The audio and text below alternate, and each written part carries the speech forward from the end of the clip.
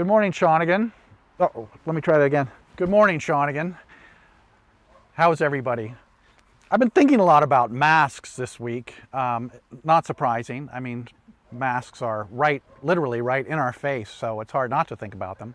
But I haven't been thinking about how important it is for us to wear them, which it is very important.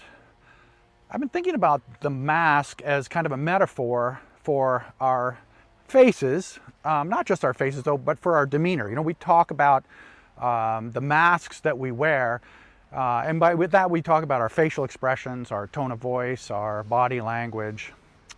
And you'll know what I mean if I suggest a few of the ways that we talk about faces as masks. You know, think about when we're really sad or afraid and we just don't want other people to know. What do? We say we put on a brave face. Or if you think about when you want to appear confident and competitive, and whether you feel that way or not, we say we're going to put on our game face. So I think you know what I mean when I say that the mask is a metaphor for the way that we appear to the world.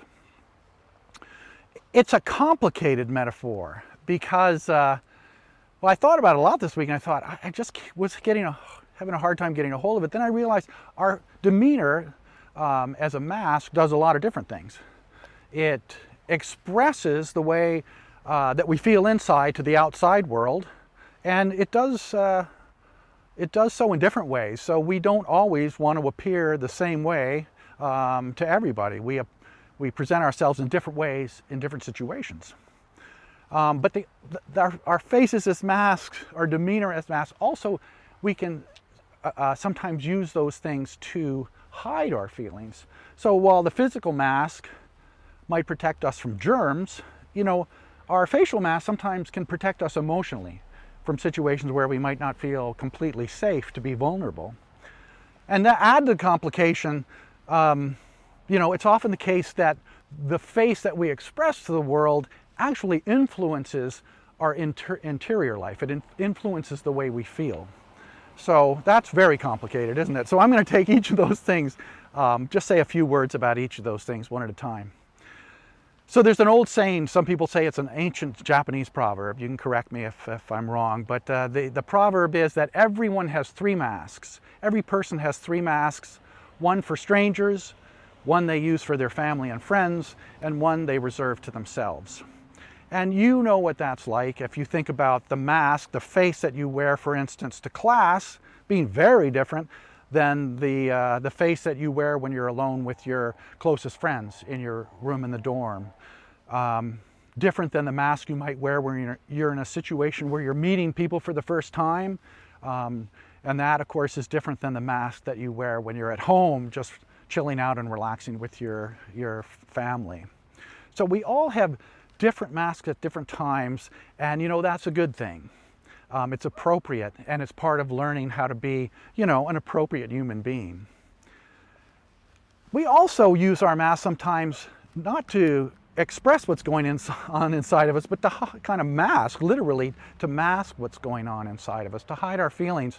Because sometimes, as I say, we're feeling sad or afraid, and you know, we just don't want to share that with everybody. So, as I say, we put on our brave face. And that is also as it should be. You know, Jesus himself said, you know, don't throw your pearls before swine. It's not necessarily a good thing to always be open and vulnerable with everyone, because sometimes there are people that might not accept and welcome and respect us the way that we want to be welcomed and accepted and respected. The problem, of course, is that we don't want to hide our feelings too much, you know. In this culture, of course, guys are taught not to express their feelings as much as the women in the culture are. And so it's a tricky thing. We need to keep ourselves safe emotionally. We need to have appropriate masks to protect ourselves emotionally at times, but also not to get constricted or stuck. To be able to express who we are when that feels right and feels good. And the final thing I talked about is, you know, that masks can actually have an influence on the way we feel. Joseph Campbell, the cultural anthropologist, says masks are fundamentally about transformation.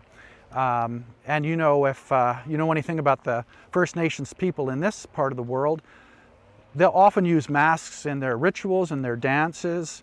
And there's a sense in which if I put on an eagle mask or a wolf mask, I'm not just representing that animal, but I'm actually connecting with that animal, maybe even becoming that animal in a certain way. And we can think of that more practically when we think of psychologists who say that the more we smile, the happier we'll be. The more we frown and walk around with our shoulders slumped, the more we'll tend to be sad and unhappy. So the way that we present ourselves to the world, the masks that we put on, can actually transform what we're feeling inside. So that's a lot. I'll stop there. But what I would say is that practically, I'll leave you with is that when you put your masks on, and we're taking them off and putting them on quite often these days, when you put your mask on, maybe think a little bit each time about the kind of what you want to present to the world, what it is that's going on inside of you that you want to make sure to share. Because even though we shouldn't throw our pearls before swine, we should share our pearls when it's appropriate and when we feel safe and when we feel confident that the person we're going to share our feelings with and what's going on inside of us with is going to be respectful and accepting of that. And that, after all, really is the basis of what friendship is, isn't it? Friends are the people that we can most be ourselves with. So, wear your masks. Don't forget to wear your mask. Don't leave it at home. But also, wear your mask in ways that are appropriate and in ways that serve not just yourself, but other people. Because when you smile, not only do you feel better, but you make all of us feel better. So now I'm going to put things over to the headmaster and his friends.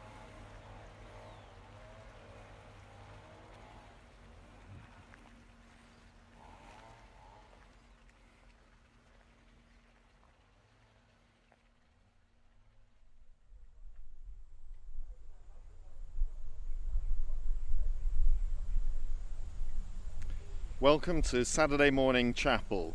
We have our usual team of MCB and our co-heads of school, Abby and Craig, here this morning.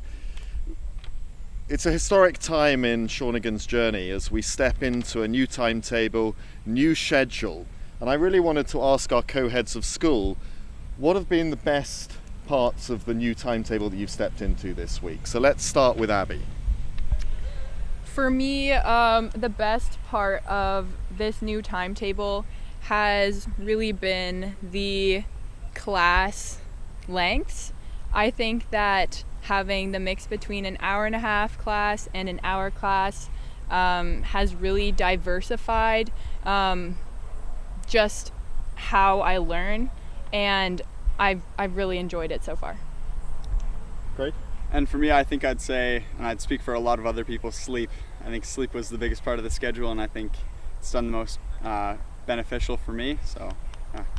It's taken us 2 years to design this and to launch it, and I think one of the key elements was that students were invited to contribute to it. So it's very much a sort of student-centered design model, and there are lots of, with the feedback we picked up was students wanted a growing sense of independence, a growing sense of autonomy as they go through the school. So it's exciting from the conversations I've had with students around the place this week as to how they're feeling about stepping into the timetable, but also how the staff are responding to that as well. A key element of the timetable is Friday afternoons. They've been completely reimagined, and they're called Solo Afternoons on Friday. MCB, talk to us a little bit about the philosophy. Yeah, it's something that we learned last term. There was a few things that weren't ideal about the whole SOUL program. We'd rather be face-to-face, of course, but we learned some very valuable lessons. One of those was soul seeking and how, when given the time and space, students will come up with amazing things. And this was really the key to this new timetable's solo time. So Friday afternoon, providing that time and space for the students, you time. Follow your passions, explore, collaborate, get together, and do cool things. In essence, that's right at the heart of the solo time. So we're stepping into our first Friday solo. Abby, what have you got planned? Well, Mr. Lamont, on Friday afternoon, I'm planning on going for a run So, you know what, if anyone would like to join me, I'm currently looking for a running partner, so please come join me. It'd be greatly appreciated. And how about you, Craig? And for me, I think we're going to be doing stuff outside of the house, but with our house, and just working on the house spirit and putting together some fun activities with the boys. An early afternoon, I believe you've got a prefects meeting. Yeah. Yes, we do. You two are leading it rather than MCB, so what are your plans for the prefects? We have a couple things to talk about in our meeting, just basically about how the week has gone so far and what our plans are coming up for the following weeks of school.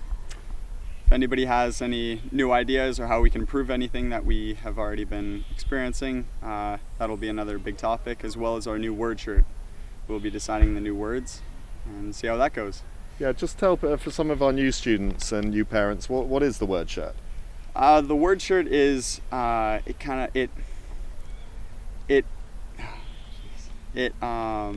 a word that we want that encapsulates our year. yes. So I think this year it'll be really important to choose a word that represents Shawnigan as it is this year, because we've never experienced anything like this before in the past. So this year our word shirt is really going to drive us as a school, and it's going to be the word behind our year. Great. Looking back on the week gone by, what was the best moment for you? MCB, let's start with you. Easy. After a campus being empty with no students here, just sitting in my office, I'm pretty centrally placed across from the Ritz, and just the joyous sounds of students laughing, bantering back and forth. It's so great to hear the campus being alive again with the student voices. Craig? For me, it would probably be sport.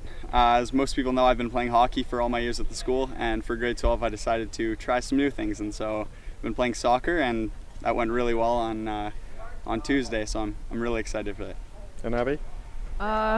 Similar to Mr. CB, I've really appreciated seeing all of my teachers and seeing the girls in the house, seeing just everyone. It's a lot different than Zoom, and I'm so glad to be back and seeing everyone face to face.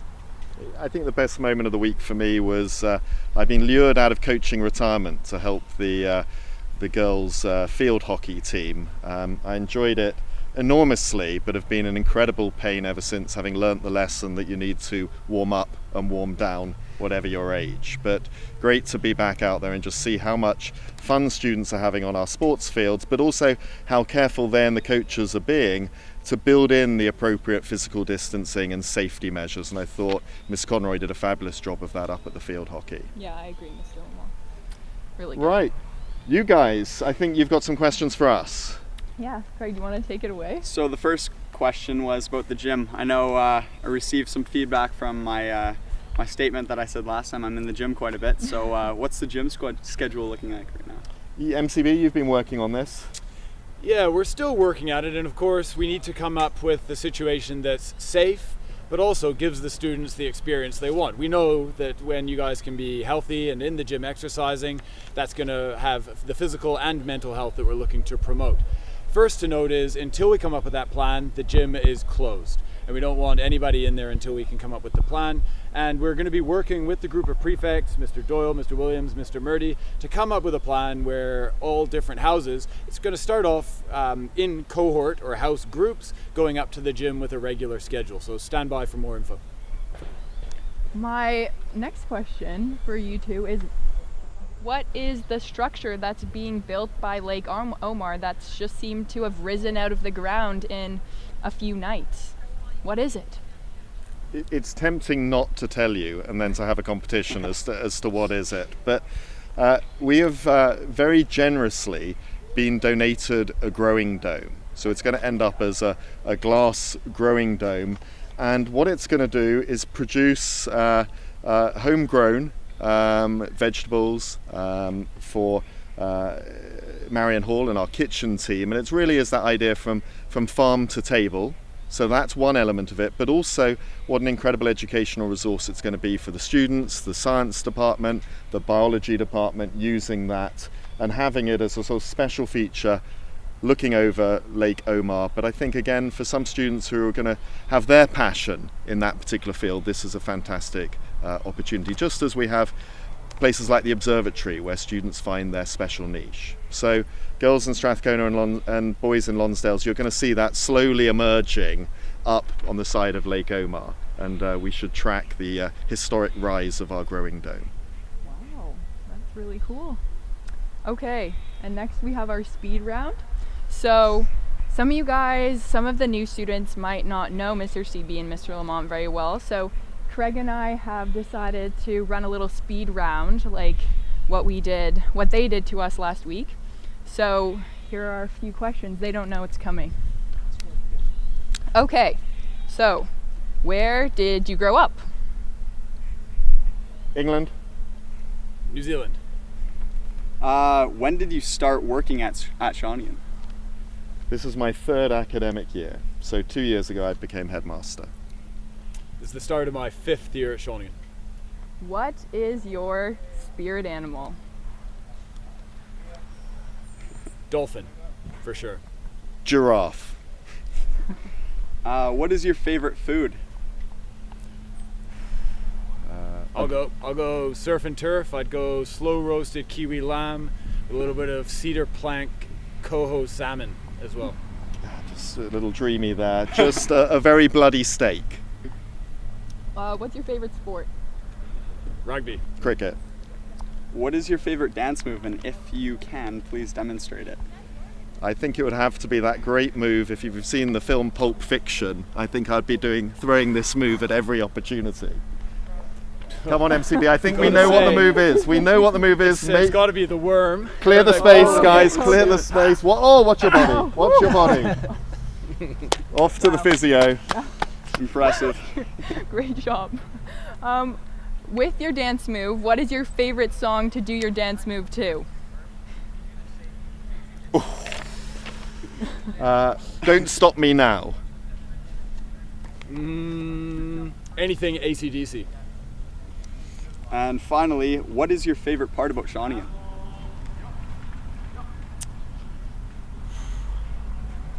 For me, it's the first thing is community. I know it comes up often, but I just can't get away from it. The feeling that we're all together, all part of something bigger than ourselves, and all going in that direction. I've just come off a Zoom call with someone from my sort of former world, and just describing the magic and spirit of this place when you drive through the gates, and that incredibly welcoming peace, but just all the individual human interactions with every student and every member of staff. And it was really such a sort of pleasure. I found myself sort of explaining to her just the magic of being on campus and how much we all love and appreciate that. Yeah, that's it. That's the end. No more Great top job. secrets from No our more. dark No former more. pasts, Abby. Okay, looking forward to next week. I think each of us is going to give a top tip for students going forward, and I think I'll start. The one thing Miss Miranda and I have noticed is just as we come out of our office and come down the corridor, we're so used to seeing smiley, happy people. Now we're seeing everyone, of course, very responsibly wearing their face masks, and we can see your eyes are singing. But just, I think our encouragement, top tips, that the Shawnigan way, and back to that Shawnigan spirit and Shawnigan magic, is capture eye contact with people as you pass them. Say hi to them. And I think that's such a critical element to Shawnigan, is when you look at someone and you say, good morning, how are you? It says, I see you, I value you. And just with this world of masks we're in at the moment, just make sure your eyes are singing, eye contact, and always greet the person. Even if you don't know who they are coming towards you, always give them that warmth of welcome. Abs? Good advice. I think that my top tip for this week would be that this week, here it's the end of the first week by the time you guys are going to be watching this video. And with that, a lot of you may be feeling overwhelmed. You may have gotten your first homework assignment. My advice is just to reach out to a friend or a trusted adult and just talk through anything that you're stressed about, worried about. It's okay to ask for help. Yeah, Craig? And for me, I think it's going to be something small, just doing a good deed. So something like holding the door open for somebody. If they're at too far of a distance, you don't necessarily have to, but if they're close enough, just hold the door open, and it starts a chain reaction, because if somebody's behind them, chances are they're going to start holding the door open for other people as well. So MCB? For me, I'm going to try and squeeze in two. The first is a very simple one. Everybody must have the Thrive BC self-assessment tool on your phones. Everybody in the school community must do that every morning, self-assess every morning. If you don't know how to do it, ask your house director as soon as we finish this broadcast, as soon as you finish watching this broadcast, because everybody must have that, please. The second is a little bit of a tale. You will have all seen by now the quad. The quad is, you'll notice, square lawns. Now, when the quad was being built, the landscape architect said, you can't have square lawns because the students will just cut the corners and therefore it'll all be worn away. At Shawnigan, we took that challenge on and we said, not only will we have square lawns, but we know that the students will work with us to go around those lawns because we want to take care of the campus. Don't cut corners in the quad, because then if you cut corners in the quad, you're going to cut corners in life. and that's not what we want. Often, the more difficult thing is the right thing. So remember, don't cut corners in the quad, and make sure you put in the effort and do something, even though it might be a little bit more difficult. And really, just to wrap up, I want to thank all the students. I think that's something that struck me this week, and I think the others here as well, is how mature our students are responding to the world of COVID. And just in how you're wearing your masks, your physical distancing, there's an incredible maturity being expressed by our students at the moment, and we so appreciate that you are taking the lead individually in keeping our campus safe. And the last thing I want to say is really to thank our staff. These are extreme circumstances we're stepping into as we reopen Shawnigan with a COVID context. And one parent from the US wrote to me earlier this week, and I just want to read an extract out because it really sends a very powerful and compelling message to our staff who are going the extra mile to support our students and ensure we have a safe environment to continue this term and to continue to enjoy ourselves at Shawnigan. This parent says, "Quick thank you to you all and the larger Shawnigan team for getting the students back.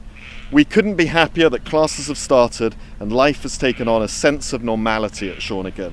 It's going to be a stellar year. In these unusual times, it's good to know there is a Shawnigan out there, and there are folks like you who are dedicated and passionate in what they do." And I think that parent captures it all. And to round up, we're going to ask Abby and Craig to show us their idiosyncratic dance moves to finish. Oh, caught us on the spot here. I'll let Just you go for it, first, because Abby. MCB is going to throw the worm and we're going to wrap up there. I'm a one-more worm man. Okay, he's gone. Come on, Abby, you do dance class. Okay. Oh my God, Craig Mitchell Herman, you wow, just... so original. Oh yes, there's I might hit the floss Sprinkler. too. really? Oh my God, Craig, I can Oh see my God. people emigrating to get off the dance floor away from you. Anyway, from us, thanks very much everyone, have a wonderful weekend. Go Shawnigan.